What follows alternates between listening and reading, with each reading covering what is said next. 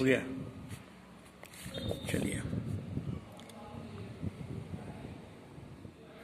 प्रश्न नंबर 6। इकाई 5 उष्मा एवं ताप। उष्मा एवं ताप। प्रश्न नंबर क्लास 7। क्लास 7। प्रश्न नंबर 6। ये तो गैसों का प्रसार दे रहा है ना। 8 से पढ़ाइए। 8 से, हाँ।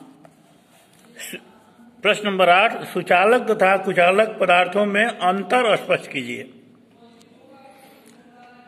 जैसा कि नाम से ही हम देख रहे हैं, सुचालक और कुचालक, इसके लिए 2 कॉलम बना लेंगे। एक में लिख देंगे सुचालक और दूसरे में कुचालक। पहले सुचालक में लिखेंगे ऐसे पदार्थ जिसमें ऊष्मा का संचालन सुगमता पूर्वक हो जाता है, उसे हम ऊष्मा का सुचालक कहते हैं। और ऐसी वस्तुएं जिनमें ऊष्मा का संचालन सुगमता पूर्वक नहीं होता है, उन्हें हम ऊष्मा का कुचालक कहते हैं।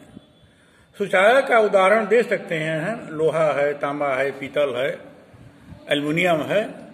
कुचालक का भी उदाहरण दे सकते हैं, तुम्हारी लकड़ी है, प्लास्टिक है, पेपर है, लकड़ी है। ये कुचालक का उदाहरण हो गया।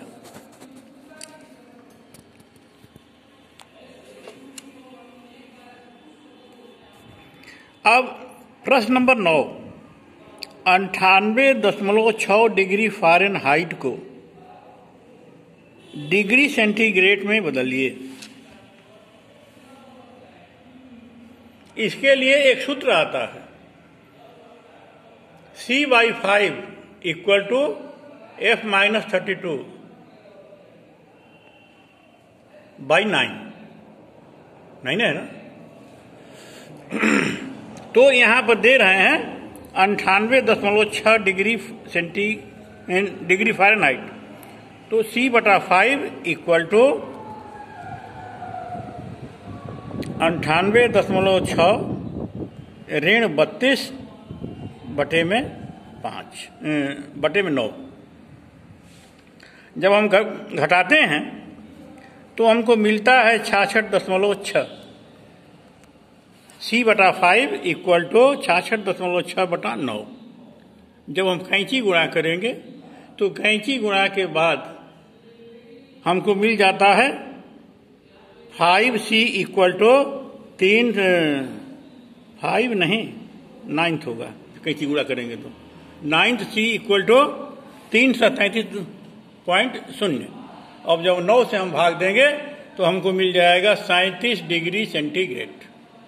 और इस तरह से 98.6 डिग्री फ़ारेनहाइट को जब हम डिग्री सेंटीग्रेड में बदलेंगे तो हमें उत्तर मिलेगा 37 डिग्री सेंटीग्रेड।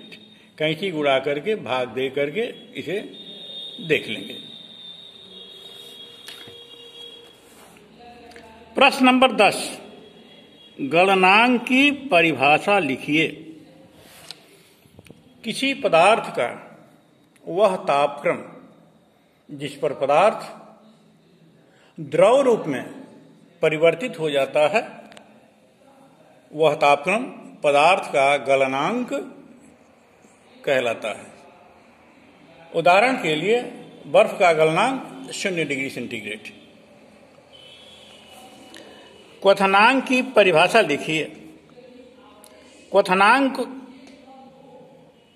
की भी परिभाषा वैसे ही लिखेंगे कि वह तापक्रम जिस पर कोई भी पदार्थ उबलने लगता है, वह उस पदार्थ का क्वथनांक कहलाता है। जैसे जल को जब हम गर्म करते हैं तो 100 डिग्री सेंटीग्रेड पर जल उबलने लगता है, और तो पानी का क्वथनांक जो है 100 डिग्री सेंटीग्रेड है।